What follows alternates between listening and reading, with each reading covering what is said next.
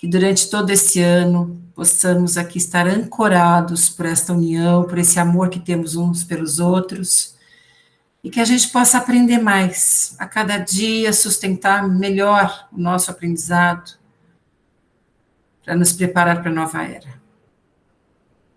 Então, hoje nós vamos continuar, e espero que eu possa realizar com muita humildade esse intercâmbio entre os mentores de estudo e nós, tá bem? Nós estamos... Ó, o Matheus, boa noite, Matheus. Nós estamos no capítulo 1º da parte do estudo do desenvolvimento moral do Livro dos Espíritos. Nós estudamos bastante a parte científica, e no finalzinho do ano nós entramos na parte da reforma interna, da reforma de conduta, a reforma de pensamento, o refazimento das nossas condutas, e começamos a estudar as leis divinas e naturais, né? E estamos na parte que fala sobre o bem e o mal, na pergunta 641. Que diz o seguinte,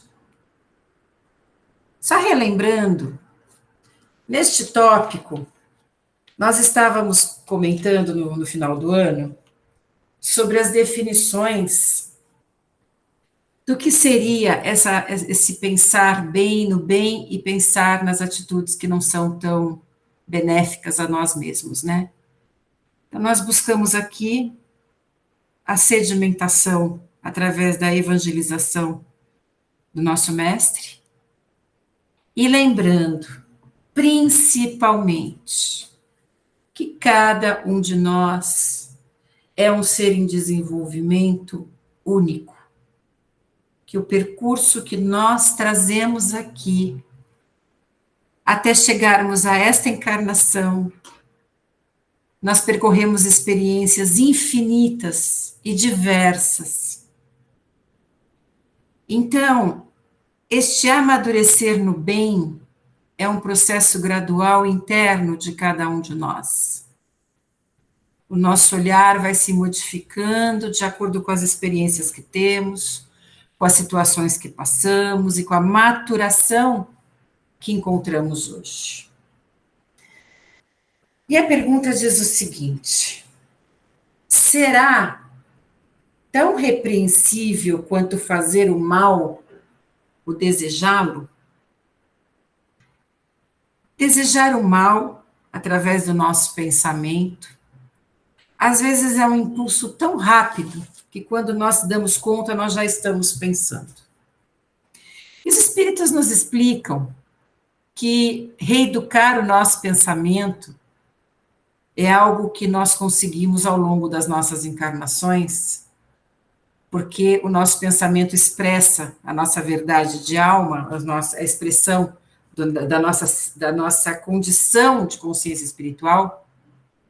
Então, nós racionalmente não queremos pensar, nós queremos agir no bem, mas quando nem esperamos, já estamos com um pensamento negativo, um pensamento crítico, um juízo, e até muitas vezes o desejo de agir no mal, né? Pela nossa ainda imaturidade, pela nossa ainda pouca maturação em alguns momentos, em algumas dificuldades que trazemos. Todos nós trazemos dificuldades, e os espíritos nos dizem que quando nós pensamos, mas conseguimos frear a atitude, nós já conquistamos um patamar de desenvolvimento.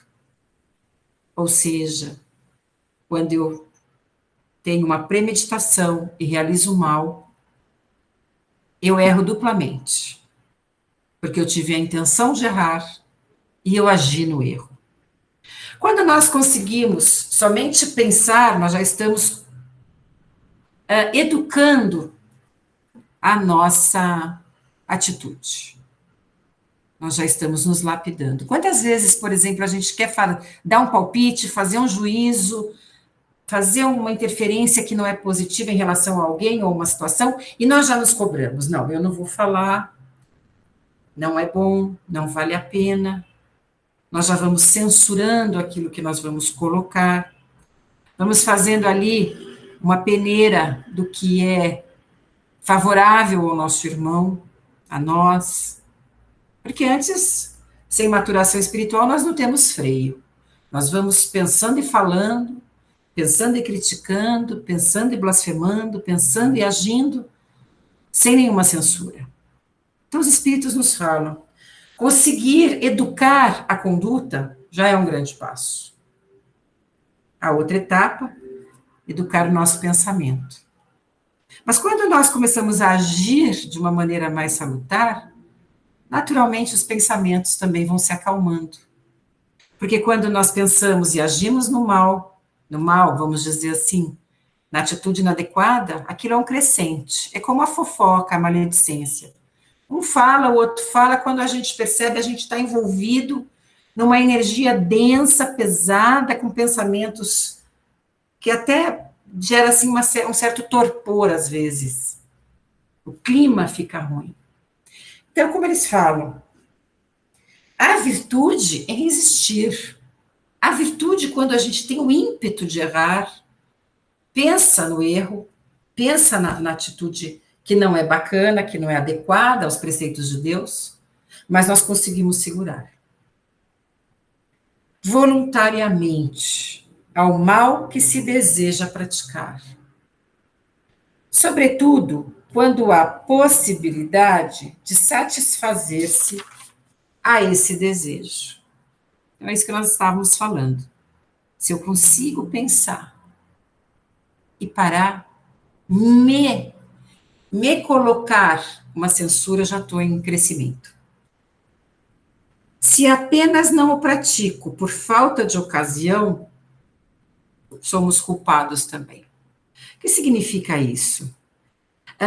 Muitas vezes eu penso, eu vou fazer isso, essa pessoa precisa ouvir o que eu preciso falar, ela precisa ter, eu estou dando um exemplo, um certo limite nesta situação, eu irei criar uma situação, né, e por algum motivo, por algum desencontro, eu não consigo agir numa atitude de julgamento, de agressão, Então, o alto nos diz que quando nós queremos agir de uma forma inadequada, e só não fazemos isso porque não tivemos ocasião, nós erramos da mesma forma, como se estivéssemos feito, porque o que vale aí é a intenção de agir de uma forma negativa. Então, quando nós entendemos que a espiritualidade nos coloca o compromisso, levando em consideração o nosso desejo, a nossa responsabilidade aumenta. Então, aí nós temos 2 pontos. Conseguimos segurar as nossas atitudes? Ótimo. Vamos treinar o nosso pensamento, que agora é uma questão acima desta situação.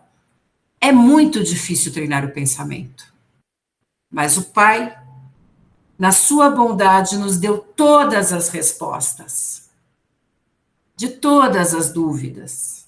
E Ele nos diz, para controlar o vosso pensamento, ora e vigia. Vigia, vamos controlar.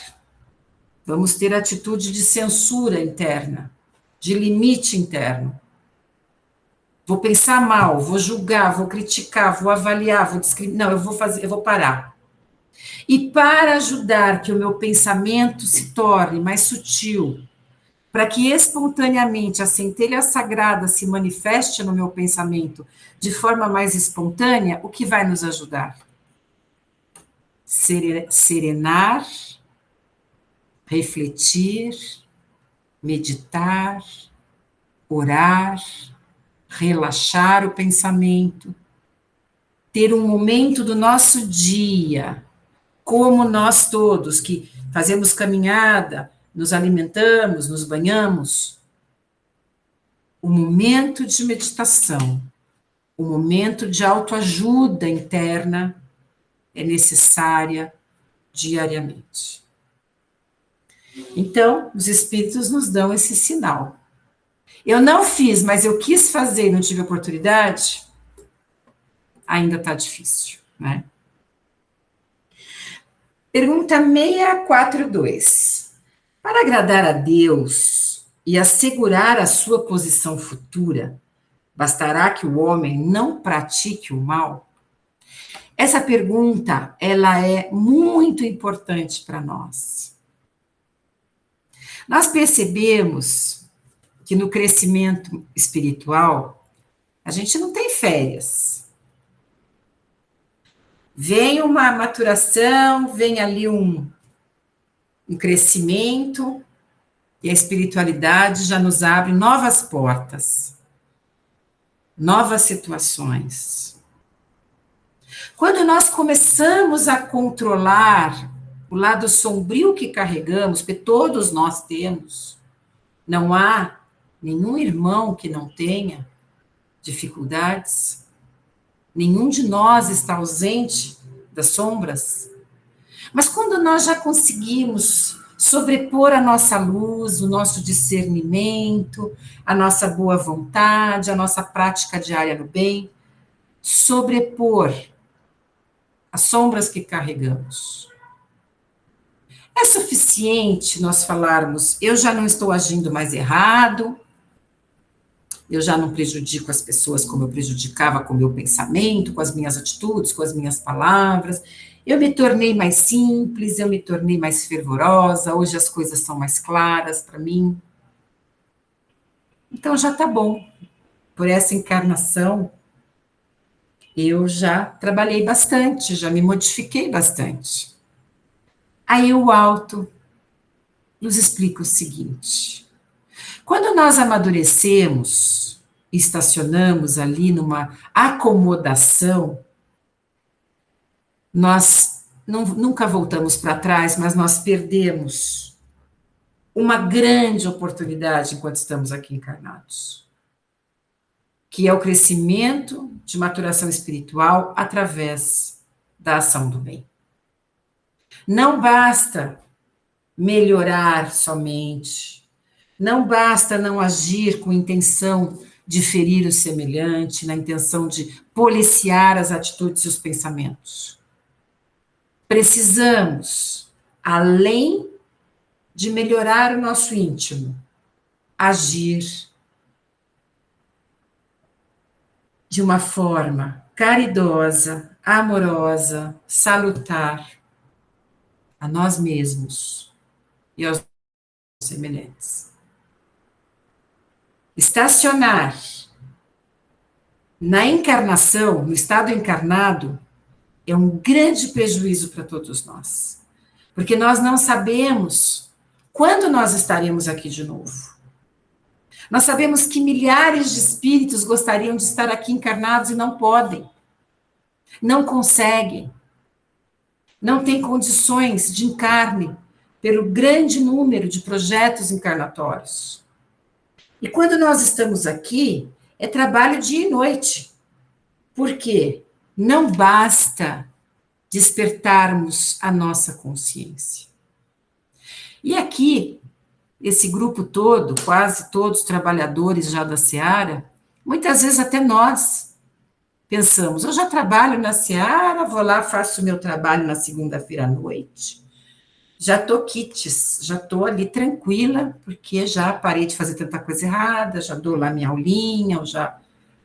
Então, nós trabalhadores da última hora, trabalhadores em véspera de mudança vibracional do planeta, como nós estamos agindo?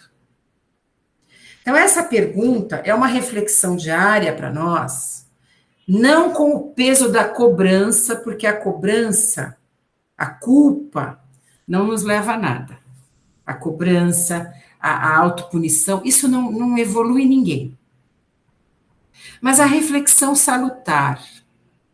Onde eu posso agir na minha vida que me favoreça essa ação, essa prática de doar? Porque doar é um exercício. Quando a gente não está acostumado a agir na caridade, eu falo por mim, é um treino fazer.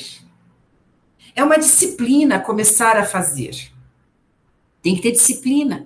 E quando nós achamos, eu não estou fazendo mais mal, eu sigo o evangelho, estou ali em dia com as minhas, né? A minha balança está equilibrada, e o alto fala para nós: use esse equilíbrio agora para fazer.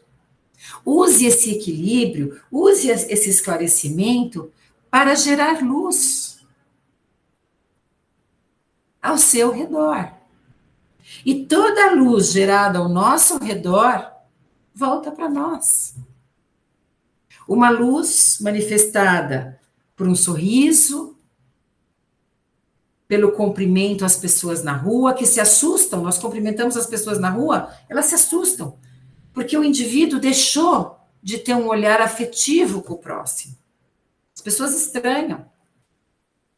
Então, que atitude no meu dia a dia pode melhorar? Uma atitude que não leva tempo, que não leva sacrifícios, que eu possa começar a dar coisas boas ao meu semelhante. Nós que trabalhamos na seara, nos cobramos muito, mas vamos trabalhar, vamos fazer, vamos estudar. Porque a gente chegou num ponto de acesso ao conhecimento, porque o kardecismo, ele não é melhor que nenhuma doutrina, mas ele traz um conhecimento aqui, como esse livro, que dá todos os sinais, todos os caminhos para a Boa Nova. Está tudo aqui. Então, nós não temos muita desculpa para não melhorar gradualmente, né? Claro que nós caímos, claro que nós desanimamos, claro que nós ficamos cansados, claro que tem momento que a gente fala, hoje eu não gostaria nem de trabalhar. Isso faz parte do nosso amadurecimento. Não somos perfeitos. Mas essa pergunta é um chamado para nós. Vamos, a cada etapa, colocando mais um desafio. Mais um desafio. Eu leio o Evangelho, eu vou dividir o que eu conheço. Eu tenho muito alimento, eu vou dividir o que eu tenho. Não vamos esperar da política, dos gestores, vamos fazer por nós. Vamos agir no nosso núcleo familiar, no nosso núcleo individual. Não vamos buscar desculpas. Vamos fazer, porque lá, na chegada, será nós, com a nossa consciência e mais nada. Nós não poderemos dizer, eu não tive tempo, eu morava num país difícil, eu morava numa cidade muito agressiva, eu tinha medo de falar com as pessoas, de sair à rua, de oferecer um pão. Então, essa pergunta é muito forte para nós. Cumpre-lhe fazer o bem no limite de suas forças. Portanto, responderá por todo o mal que haja resultado de não haver praticado o bem.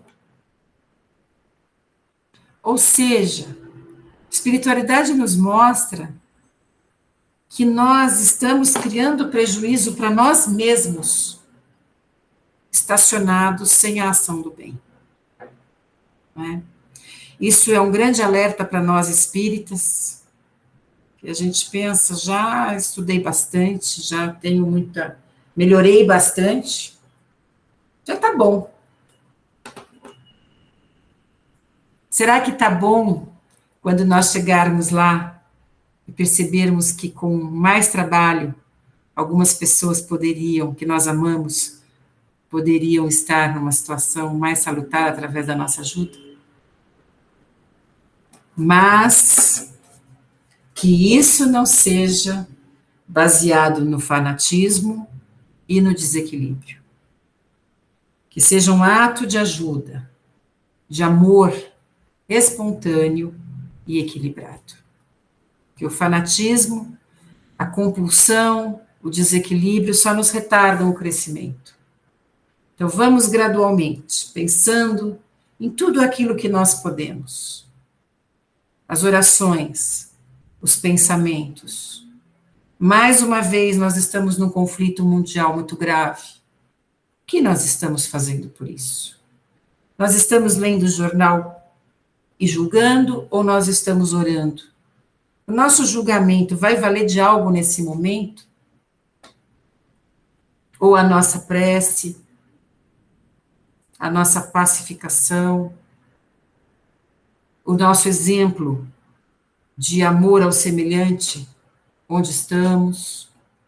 Nós criticamos a guerra e às vezes guerreamos com os vizinhos. Então, as práticas, elas surgem do nosso núcleo, do núcleo de cada um de nós. Não é fácil, nós estamos aqui num terreno de prova diário, que é a encarnação. E nós precisamos pedir muita força para que saibamos ajudar o semelhante de uma forma equilibrada. Sem a culpa, sem a chibata nas costas, sem o fanatismo, mas com equilíbrio. Deixa eu ver, alguém escreveu, eu estou aqui tão atrapalhada com o novo computador, vocês vão ter que ter paciência com essa etapa, porque eu estou no novo layout, mas ainda me atrapalho bastante aqui. Deixa eu ver. Boa noite, Marina e Yara, feliz pela volta. Eu achei que era uma perda, fiquei, né?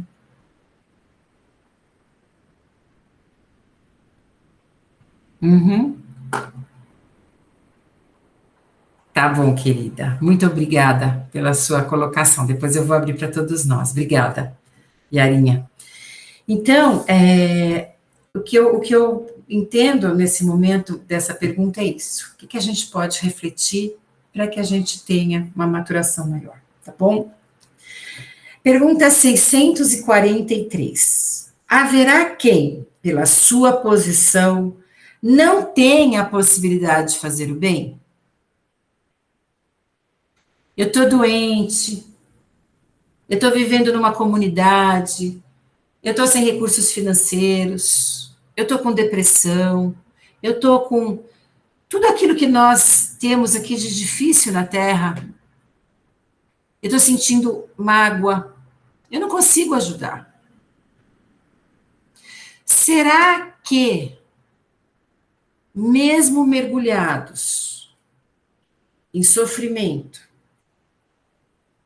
mesmo dentro das nossas limitações materiais, espirituais, emocionais, físicas, não há nada que possamos fazer? Ou nós precisamos estar bem para começar a ajudar? Muito comum ouvirmos assim. Eu, inclusive, já fiz isso. Quando eu estiver melhor, eu farei mais. Quando eu conseguir esta etapa, eu começarei a dividir a palavra, o material, enfim. O alto nos traz essa responsabilidade. Nenhum de nós está totalmente bem nesse momento. As problemáticas são infinitas no universo de todas as famílias. É a última oportunidade, é a hora do reencontro com a espiritualidade, é a hora de queimarmos as nossas sombras. Todas as famílias se encontram em profunda dificuldade. Se não material, emocional, espiritual, profissional, vejam as guerras. Mas mesmo assim, a espiritualidade nos mostra que onde há uma centelha pulsando, onde há uma consciência de luz, há algo a fazer. Um pensamento, uma prece, um sorriso, um estender a mão, uma leitura em voz alta, algo que auxilia a nós mesmos e ao nosso semelhante. Não há quem não possa fazer o bem. Todos nós temos talentos. Todos nós temos algum recurso. Todos nós conhecemos algo que nós podemos dividir. Todos nós temos um conhecimento. Eu sei fazer arroz, eu posso dividir esse saber. Eu sei alfabetizar, eu posso alfabetizar uma criança que não tem, que não está. Eu conheço a ciência, eu posso estimular jovens a buscar a ciência, o estudo científico. Eu gosto de conhecer a astronomia, eu posso falar sobre as estrelas. Eu sei pintar, mesmo sem trabalho, sem recursos, mas eu posso ensinar alguém a pintar. Todos nós temos algo a oferecer ao mundo. Um plantio, um sorriso, uma palavra, uma prece. Não precisamos de recursos materiais para servir. O que o mestre tinha? Material. Então, essa pergunta nos traz mais uma responsabilidade. Não vamos nos esconder nas desculpas. É claro que tem momentos que nós estamos realmente muito debilitados. Mas descansa um pouquinho e vamos seguir, né? Vamos pensar, especialmente aqueles que estão no momento de tristeza, de preocupação. Quando nós achamos alguma coisa a fazer pelo outro ou por nós, porque tudo começa em nós, começa a trazer uma alegria. É tão bonito ver pessoas maduras que não param, não desistem. Acham uma atividade, acham algo para dividir. E nós aqui, com todo esse esclarecimento da doutrina, com a fé que já despertamos, a fé que temos despertado, podemos levar esta fé aos nossos irmãos, nesse momento onde a fé pode definir muitas mudanças na vida das pessoas. Nós conseguimos passar essa fé, essa confiança, quando uma pessoa em condição, situação de rua chega à nossa janela, nós conseguimos dar uma palavra de ânimo, de esperança. A esmola é a mais fácil, como dizia Jesus, né? O óbolo da viúva. Todos deram o que tinham, ela deu o que não tinha. Nós temos medo porque nós estamos numa sociedade agressiva, mas vamos dar uma palavra. Vamos desafiar os nossos medos. Aquele que age no bem tem a sua proteção espiritual. Aquele que age no bem não será açoitado, não será agredido. Ele está na ação do bem. Então, quais atitudes podemos doar? E na beleza do universo, cada um no seu tempo, na sua maturação, o planeta tem uma maturação, a galáxia tem uma maturação, e nós temos uma maturação. O que eu, enquanto ser consciente, único, em todo esse universo, único porque sou diferente de todos, ninguém é igual, o que eu posso oferecer? Se todos oferecessem a sabedoria da matemática, não haveria quem falasse ou criasse poesias, criasse textos. Então, vamos pensar o que podemos fazer.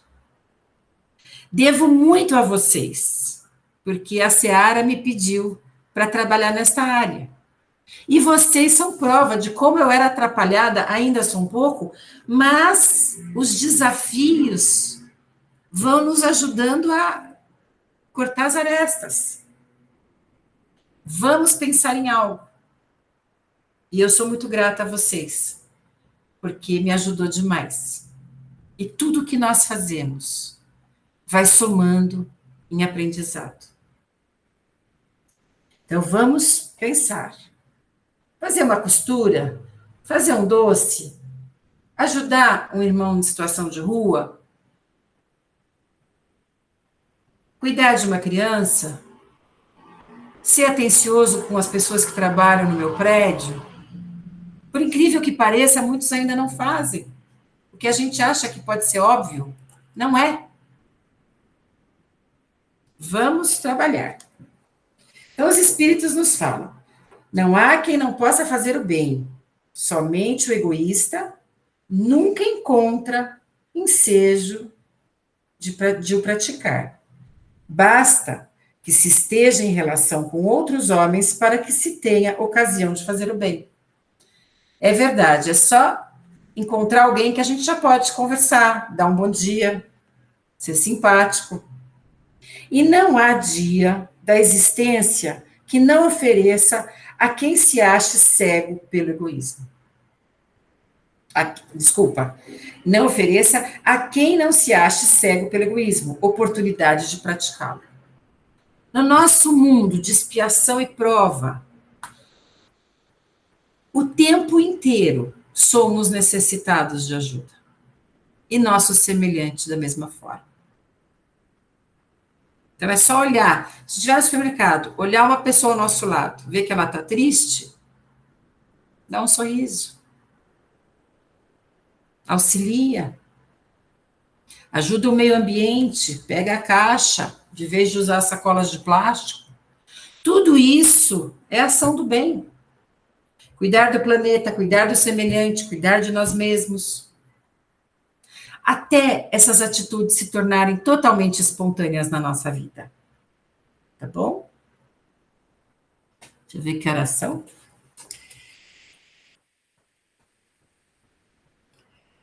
Para certos homens, pergunta 644, o meio onde se acham colocados não representa a causa primária de muitos vícios e crimes? Agora muda um pouquinho a pergunta. A pergunta está ligada ao seguinte: o meio ao qual nascemos, ao qual vivemos, ele determina a nossa jornada, a nossa evolução?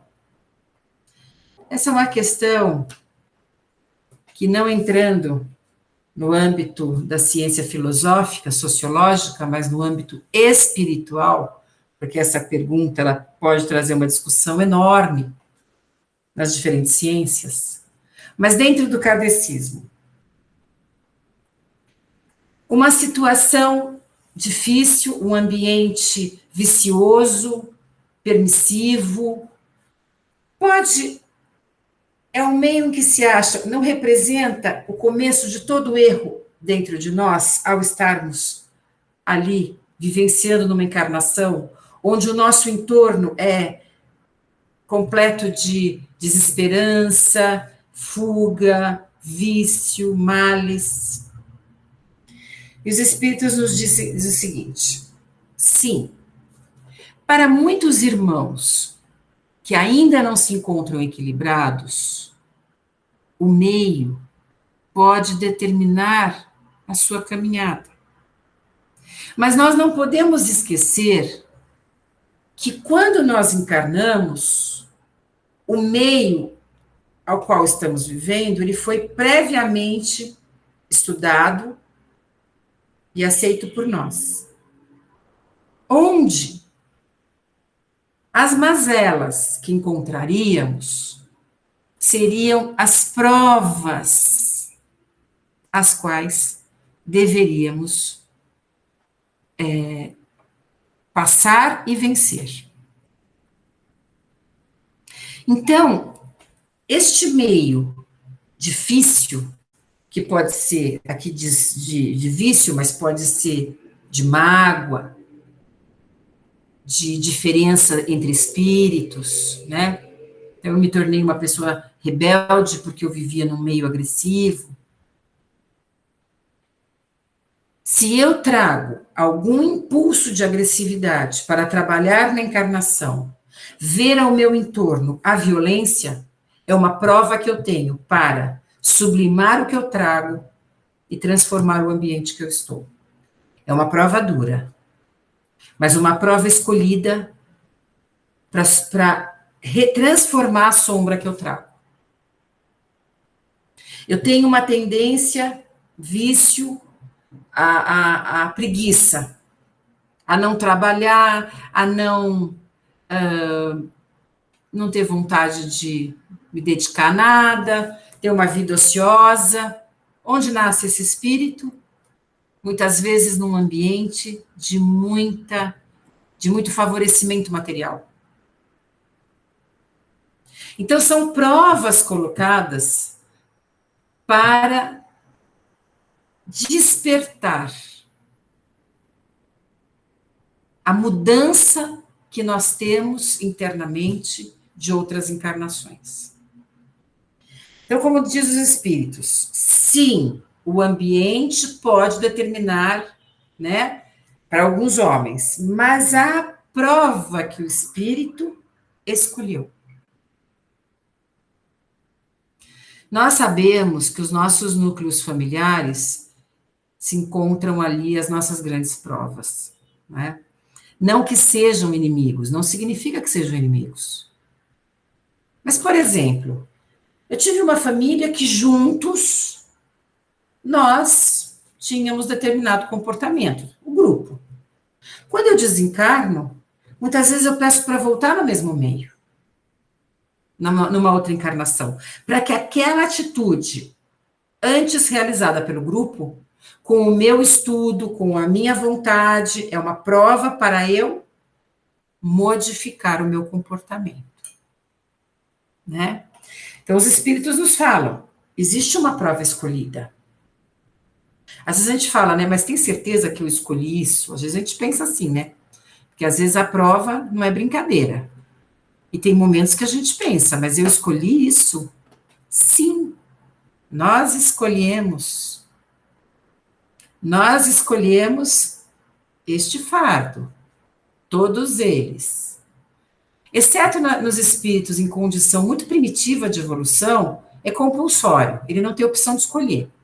Mas na nossa condição de evolução, onde nós já encarnamos muito, e já estamos aqui prestes à nova era, nós escolhemos, assinamos conscientemente todas as dores que vivemos.